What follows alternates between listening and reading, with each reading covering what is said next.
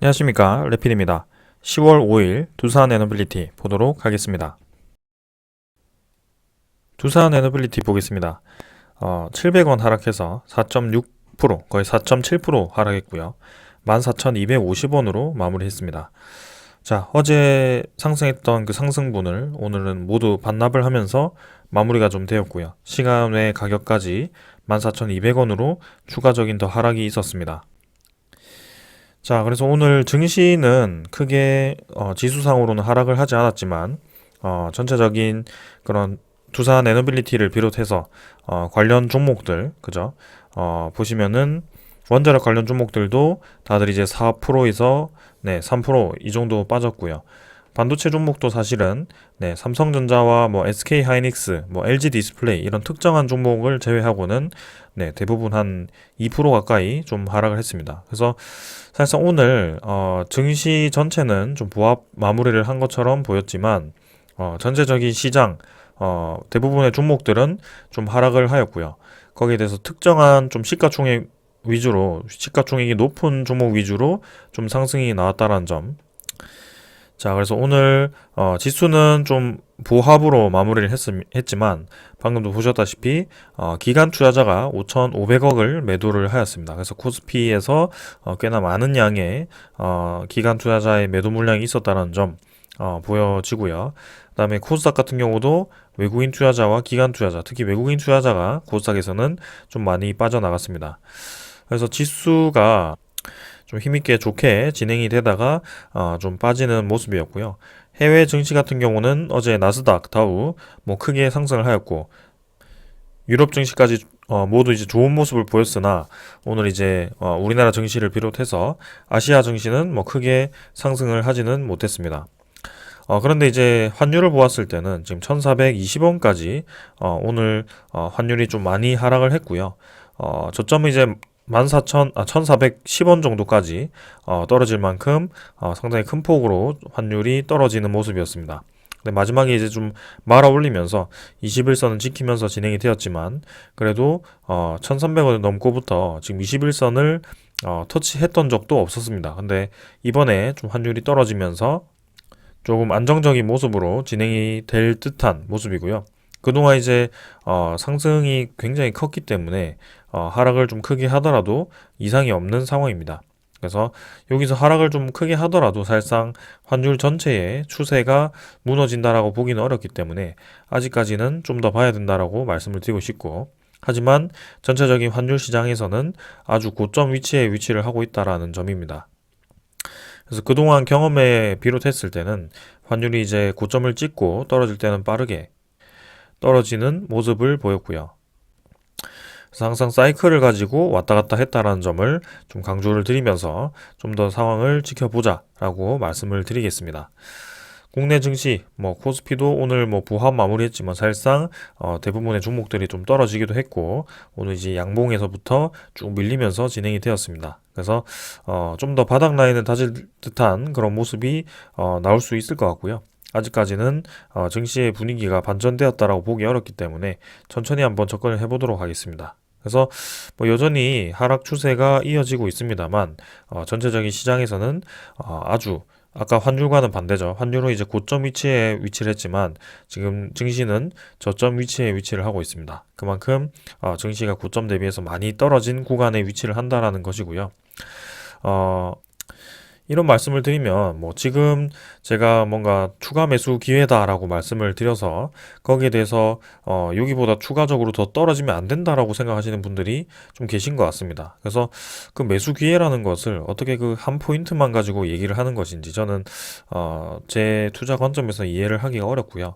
어느 정도의 밴드를 가지고 지금 움직이자라고 계속 말씀을 드리는 것이고 이런 고점 대비해서 많이 떨어진 구간에 대해서는 언제든지 매수를 하더라도 결국에는 돌아오는 상승 사이클에서 수익을 볼 수밖에 없는 구조라는 것을 이해를 좀 하셔야 됩니다. 그래서 지금 이렇게 좋지 않은 시장에서 오히려 매수할 수 있는 기회가 생기는 것이고요.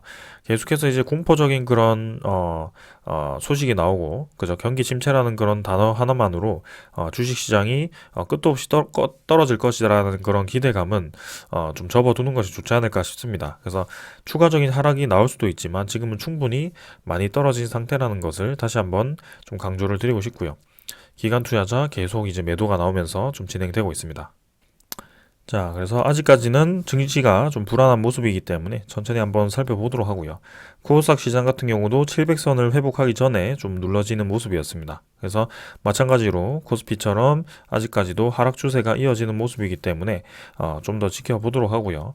월봉도 아직 하락 진행 중이지만 여전히 이제 코스피와 마찬가지로 하락 그죠 낮은 밴드에 위치를 하고 있습니다. 그래서 추가적인 하락을 걱정하기보다는 지금 충분히 낮아 있는 가격이다라고 생각하시고 추가적인 접근을 하셔도 저는 좋을 것 같습니다. 환율 같은 경우는 아까 말씀드렸고요. 1420원으로 진행이 되었습니다. 자, 그 다음에 뭐 지수 선물 같은 경우도 지금 뭐 미국 증시 1% 가까이 지금 하락을 하고 있고 유럽 증시도 1% 가까이 하락을 하고 있습니다. 뭐 이렇다고 해서 지금 당장 다시 쭉 떨어진다라고 보기도 어렵고, 다시 한번 쭉 올라간다라고 맞추기도 어렵습니다. 그래서 지금은 주가를 뭐 내일 어떻게 된다, 내일 올라간다, 내일 떨어진다를 볼 것이 아니고, 지금은 증시가 안정화되는 것인지 네, 그런 상황을 좀 살펴봐야 될 때입니다. 그래서 추가적인 리스크도 분명히 있습니다. 뭐 러시아 우크라이나 전쟁이 지금 극에 달하고 있죠. 그래서 마무리가 될 것 같진 않고요. 단기간에 거기에 대해서 핵이라는 버튼이 혹여라도 눌러지면서 좀 전 세계적으로 이제 그런 전쟁이 커질 경우에는 상당히 이제 증시 시장에는 치명적인 영향을 미칠 수 있습니다. 그리고 이제 금리 인상도 이제 꽤나 진행되었고 거기에 대해서 이제 10월 달 그죠 인플레이션 지수가 어떻게 되는지 소비자 물가 지수가 떨어졌는지 네 그런 것들에 대해서 좀 살펴볼 필요가 있거든요. 그래서 뭐 그런 것들을 다 확인하고 뭐 안전하게 돌다리도 두드려보다 식으로 좀 투자를 할 수도 있지만 사실상 그때는 우리가 그런 소식을 접하기 전에 이미 시장은 반등을 본격적으로 시작을 했을 수도 있다라는 겁니다. 그래서 그렇기 때문에 그런 시장의 하나하나에 흔들리기보다는 지금부터 이미 많이 떨어진 시점이라고 생각한다면 감매도 구간이라고 생각을 한다면 천천히 접근을 계속해도 된다라고 말씀을 드리는 겁니다. 자, 그래서 증시는 이 정도로 좀 살펴보고요. 종목으로 바로 넘어가서 네, 계속해서 말씀을 드리겠습니다. 자, 그래서 두산 에너빌리티 어제 뭐 700원 상승했다가 오늘 그대로 700원 반납을 하면서 마무리했습니다. 거래량 같은 경우는 어제보다 더 증가를 했고요. 뭐 여전히 이제 500만 주 근처에서 진행이 되었습니다. 바로 이제 투자자를 보게 되면은 오늘 이제 기관 투자자와 외국인 투자자가 양매도를 이제 크게 진행을 하였고요. 특히 이제 코스피 기관 투자자가 좀 많이 빠졌는데 오늘 이제 기관 투자자가 크게 매도를 하면서 네, 이 주가가 주로 눌러진 것이 아닐까 싶습니다. 그래서 금융 투자, 뭐 투신, 연기금 모두 네, 이렇게 크게 매도를 좀 했고요. 연기금 투자자가 네, 매도 물량을 줄이는 듯 하다가 계속해서 이제 이어가는 듯 하네요. 그래서 최근에 매도 물량을 다 합했을 때는 한 200만 주 가까이 지금 좀 쏟아지는 것 같고요. 네, 계속해서 물량을 네, 빼고 있습니다. 그래서 이 물량이 이제 장기화로 빠질 것인지 아니면 이제 다가오는 그런 10월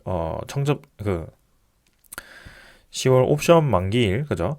옵션 만기일에 좀 수급 반전이 있을 것인지 네, 그런 것들을 좀 살펴볼 필요가 있겠습니다. 그래서 10월 옵션 만기일이 이제 다음 주 목요일이기 때문에 아직 시간은 있지만 네, 계속해서 이제 기관 투자자가 매도 포지션으로 접근한다라는 점은 네, 좀 더 봐야 될 것 같습니다. 그 다음에 이제 외국인 투자자가 오늘 이제 크게 매도를 좀 했고요. 119만 주. 그래서 대부분의 물량이 또 이제 JP 모간, 그죠? 모간 서울에서 또 쏟아졌다라는 점. 그리고 최근에 이제 신한증권, 그 다음에 한국증권에서 매도 물량을 계속 쏟아내고 있다는 점이 좀 보여집니다. 그래서 확실히 이제 공매도 상환이 되면서 주가를 잠깐 올렸다가 다시 한번 떨어뜨리는 작업이 좀 나왔는데요. 그 공매도 잔고 바로 살펴보시면 주가가 이제 떨어지면서 계속 공매도 잔고는 줄고 있습니다. 그래서 오늘도 1148만 주로 어제보다 70만 주 가량 또 감소를 했고요. 일 공매도 거래량도 지금 뭐 20만 주로 계속 줄어 있습니다. 그래서 추가적인 공매도 잔고가 뭐 늘어날 만한 그런 상황은 이제 아닌 것 같고요. 주가가 떨어질 대로 떨어졌기 때문에 이 공매도 잔고도 충분히 상환할 만한 그런 가격대라고 인식을 좀 한 것 같습니다. 그래서 1490만 주까지 증가했던 그죠? 그런 공매도가 지금 빠르게 1140만 주, 1150만 주 가까이 상환이 좀 진행되었고요. 공매도 잔고가 한 350만 주 가까이 빠르게 상환이 되었다는 점은 분명히 의미가 있습니다.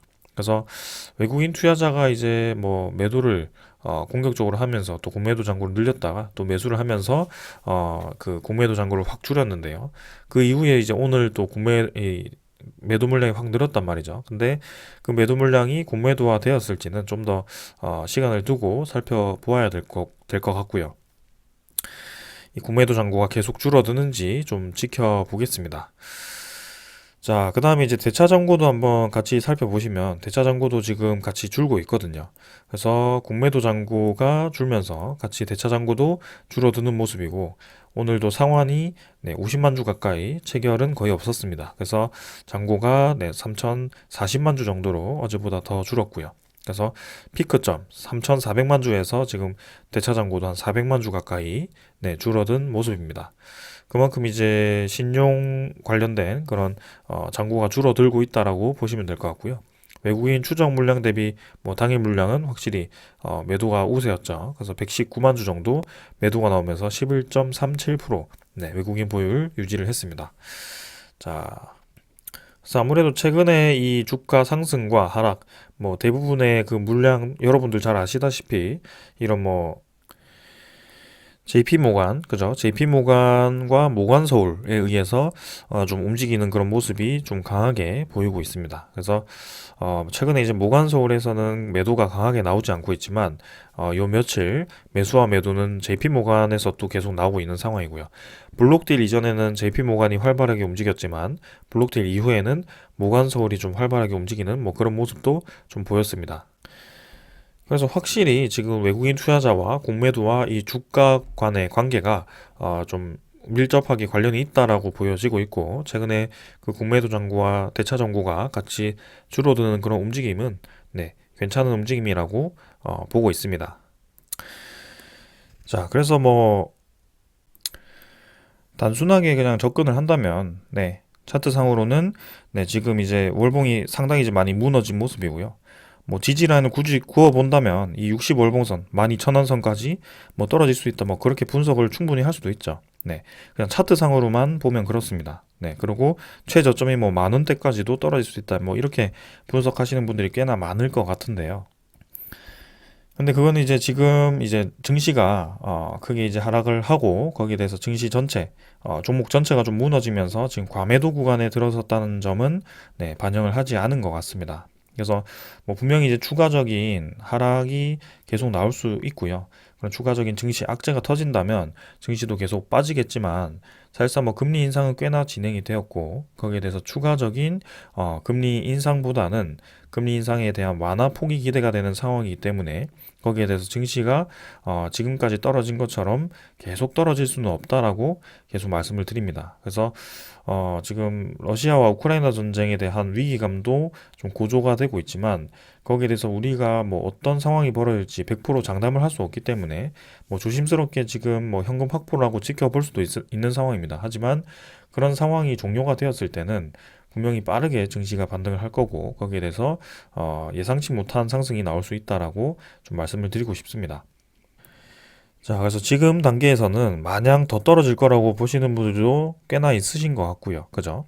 거기에 대해서 뭐 계속 하락이라고 얘기를 하기보다는 지금은 이제 꽤나 떨어진 부분이 많기 때문에 여기에서는 충분히 매수를 할 수 있겠다라고 생각을 하시고 추가적인 만약에 하락이 나오더라도 추가적인 매수가 가능한 구간입니다.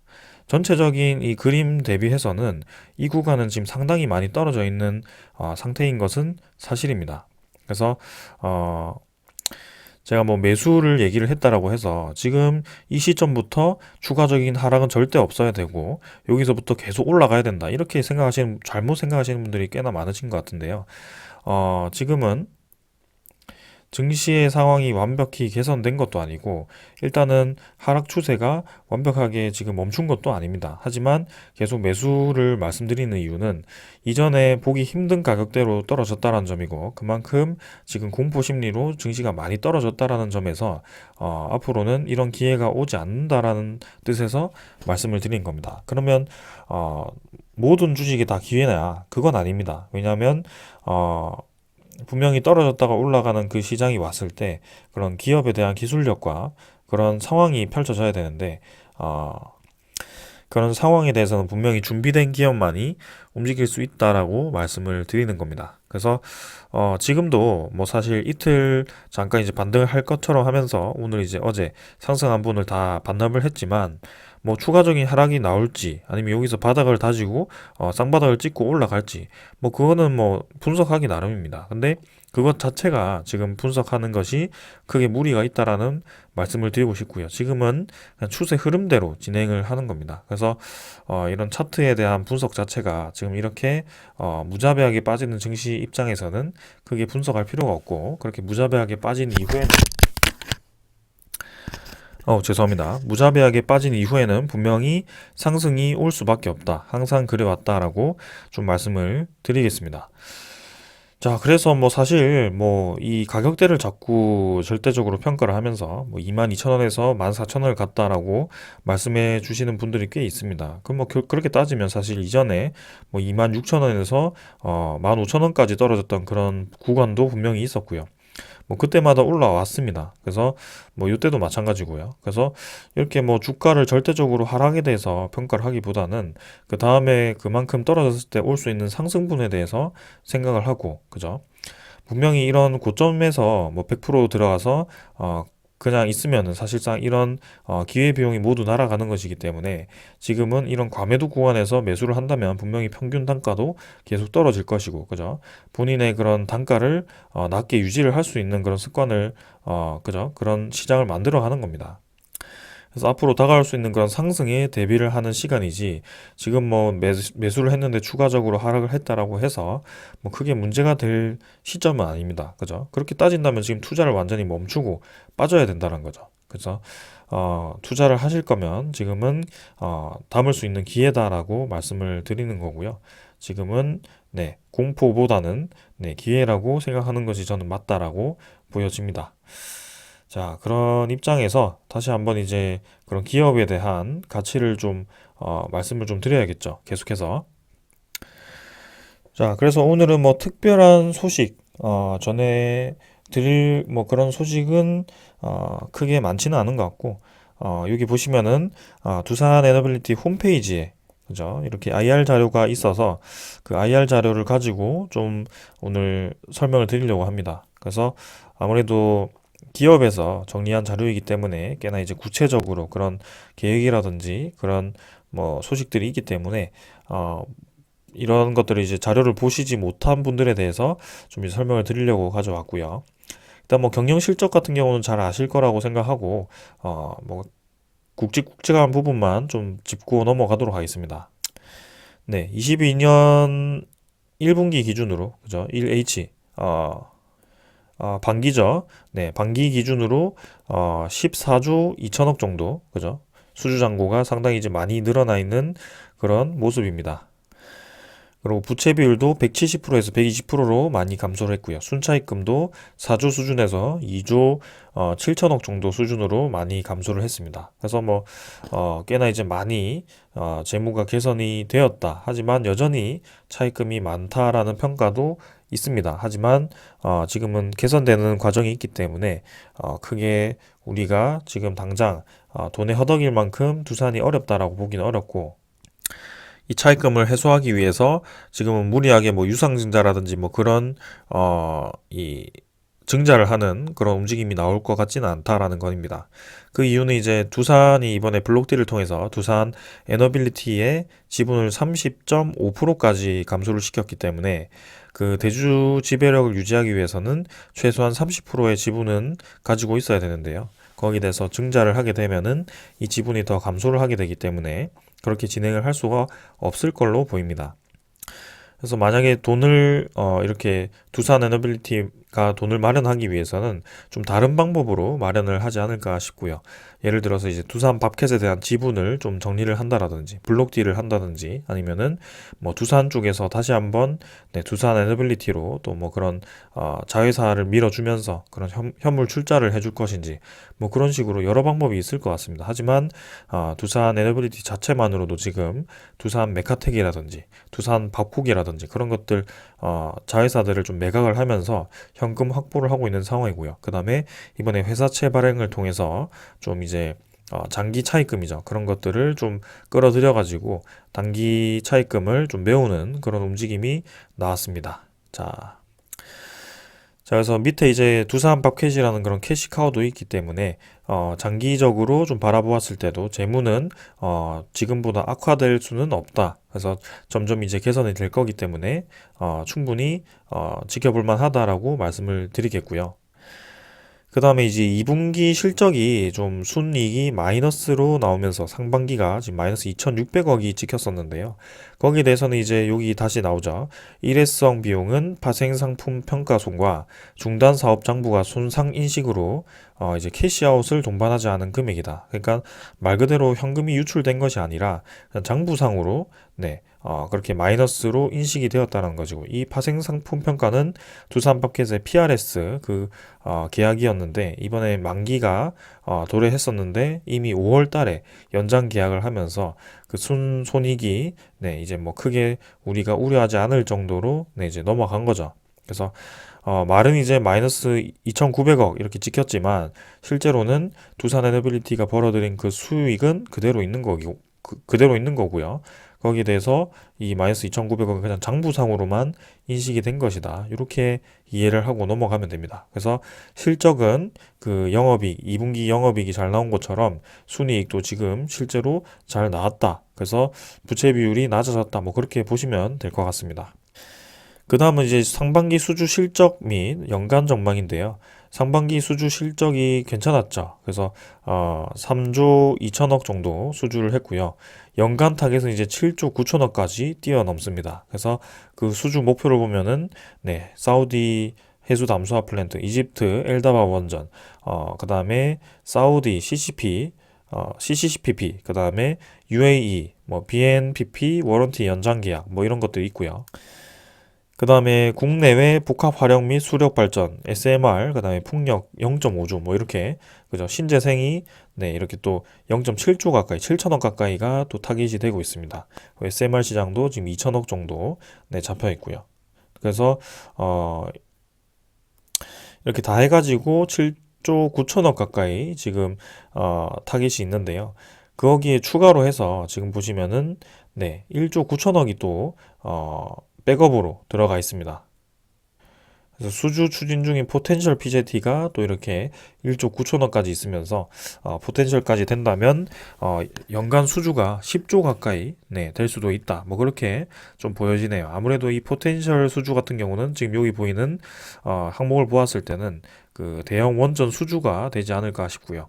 거기에 대해서 뭐 폴란드 원전 뭐 이런 것들이 끼어들지 않을까. 아니면 네옴시티라든지 뭐 그런 수익들이 끼지 않을까 싶습니다. 그래서 지금 차곡차곡 수주가 잘 진행되고 있고요. 네, 이미 사우디 열복합 화력발전소라든지 뭐 그런 것들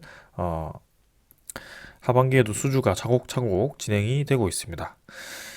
그 다음은 이제 중기 수익성 개선을 진행을 했다라고 이렇게 평가가 되어 있고요. 신한울 3, 4호기는 2024년 착공을 목표로 진행되고 있고 그 매몰 비용은 회수가 가능할 것입니다. 그 다음에 SMR이라든지 뭐 그런 체코, 폴란드라든지 그런 대형 원전 추진을 통해서 원전에 대한 비중이 증가를 하고 있고요. 2025년에는 원자력 매출 비중이 16%로 네, 2021년 대비해서 2배 이상 증가를 할 것이다라는 평가가 있습니다. 그래서 지금 원자력에 대한 그런 시장이 커지면서 두산 에너빌리티가 거기에 대해서 확실히 수혜를 볼 수 있다라고 예상이 되는 상황이고요. 그 이외에 4대 성장 산업, 그죠? SMR, 가스터빈 풍력, 그다음에 수소 이쪽을 통해서 네, 이렇게 수주를 계속 늘리겠다라고 얘기가 나오는 것입니다. 그래서 원전 비중이 증가하면서 이익률도 좀 개선이 된다라고 보여지고 있고요. 거기에 대해서 상당히 중장기적으로 괜찮게 흘러가고 있다. 그래서 SMR 같은 경우 뭐 잘 아시다시피 네, 뉴스케일 파워와 지금 협력을 하고 있고요. 네, 이미 뉴스케일 파워만 하더라도 SMR 시장은 두산 에너빌리티가 상당히 크게 수혜를 볼 것으로 예상이 됩니다. 그래서 지금은 뭐 2천억 정도로 잡혀 있지만 추후에 뭐 2025년 이후에는 네, 매년 이제 7천억 아니면 1조까지도 지금 바라볼 수 있는 상황이고 그 다음에 이제 엑스에너지와도 지금 같이 이렇게 개발을 진행하고 있습니다. 그리고 우리나라 자체적으로 ISMR 진행 중인데 거기에 두산 에너빌리티가 빠질 수가 없죠. 네, 그렇게 진행되고 있고요.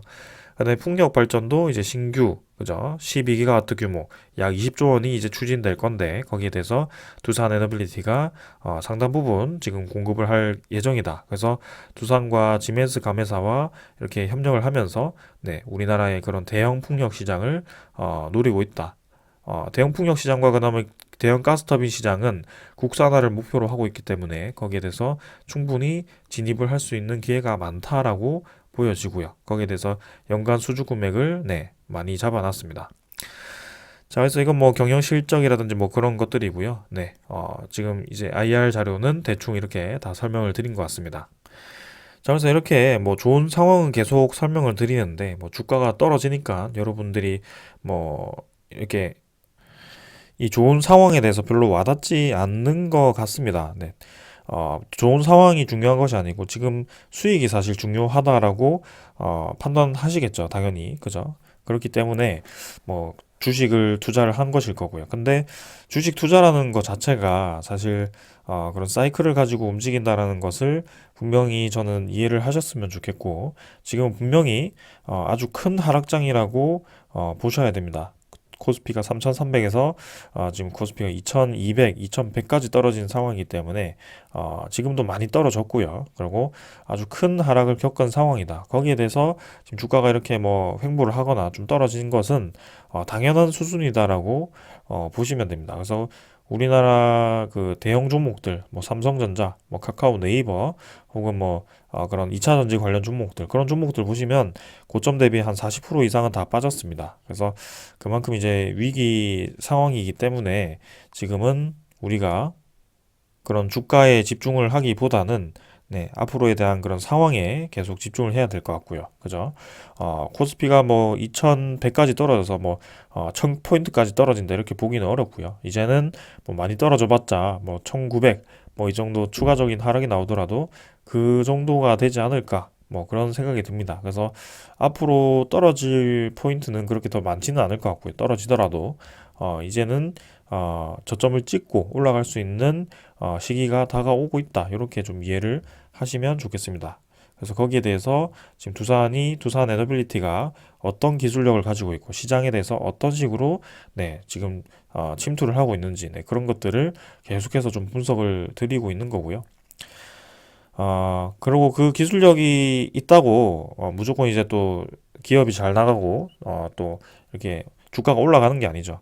그 기술력이 준비가 되었을 때 그 시장이 또 박자가 맞아야 됩니다. 근데 그 시장이 계속해서 만들어지고 있습니다. 에너지 안보, 뭐 지구 온난화 같은 그런 에너지 패러다임 변화가 계속 두산 에너빌리티를 네, 끌어올리고 있고요. 근데 왜 지금 그 에너지 관련 기업들은 그런 상황에도 움직이지 않느냐? 왜 주가는 오히려 내려가냐?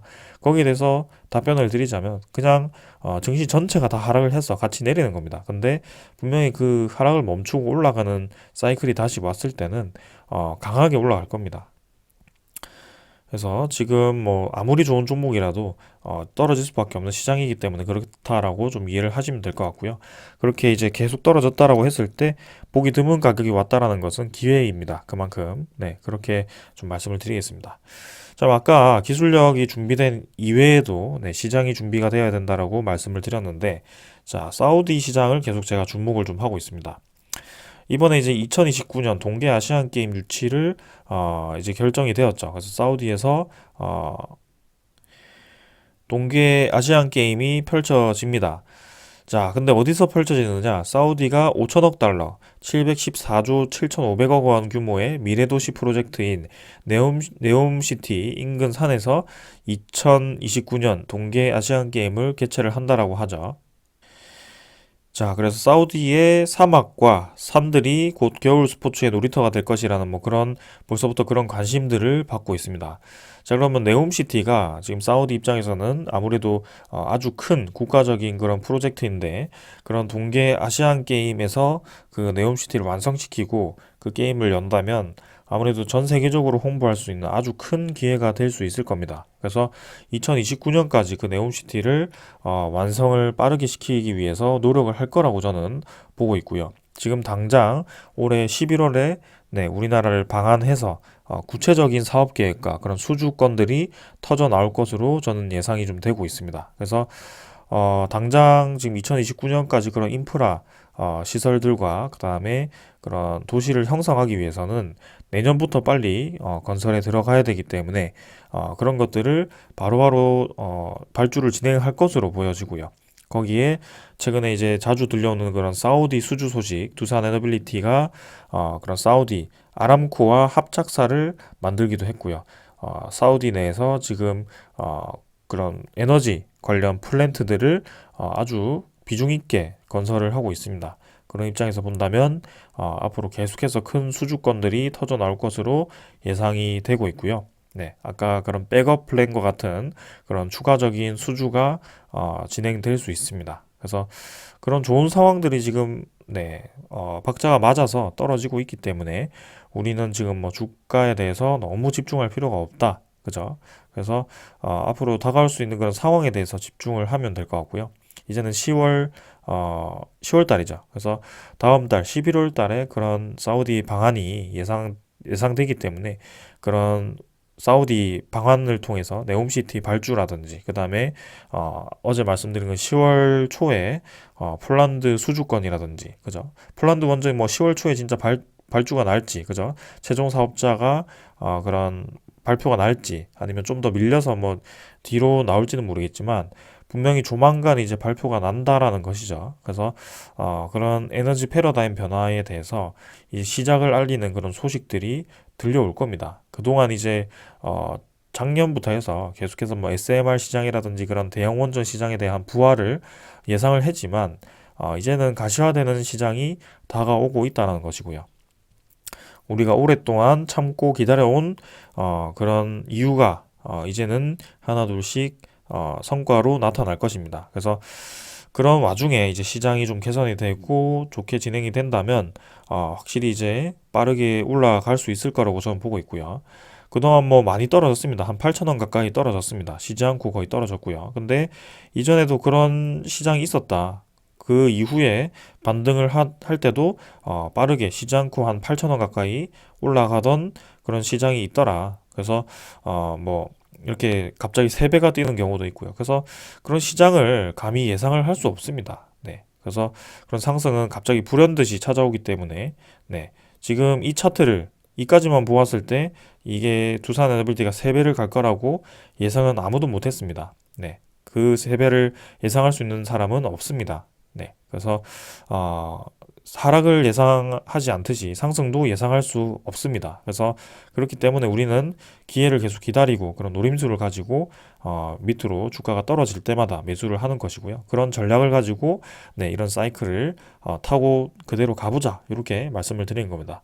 그 근본적인 네, 중심에는 기업에 대한 그런 기술력, 그 다음에 산업에 대한 그런 확장성이죠. 그 기술력이 바로바로 이제 적용될 수 있고 바로바로 이제 발주가 진행될 수 있는 그런 상황들이 만들어지고 있다는 것이 중요합니다. 그래서 그런 상황이 만들어지기 때문에 기술력도 계속 개발이 되는 것이고 그렇기 때문에 계속 돈이 그런 기업들로 몰리는 겁니다. 네. 그래서 그런 순리대로 진행을 한번 해봅시다. 자, 오늘도 뭐 사실 누군가에게는 뜬구름 잡기식 소리일 수도 있고요. 기우제식 뭐 그런 기다림일 수도 있습니다. 하지만 누군가에게는 또 기회가 될 수 있고 누군가에게는 앞으로에 대한 상승이 기대되는 그런 시장이 될 수도 있을 것 같습니다. 그래서 뭐 모두의 입맛에 맞는 뭐 방송을 하기는 어려울 것 같고요. 일단 뭐 계속해서 뭐 한결같이 진행을 한번 해보도록 하겠습니다. 그래서 결국에는 저의 목표가 우리의 목표가까지 안전하게 가는 것으로 해봅시다. 자, 오늘 여기까지 하고 마무리하겠습니다. 감사합니다.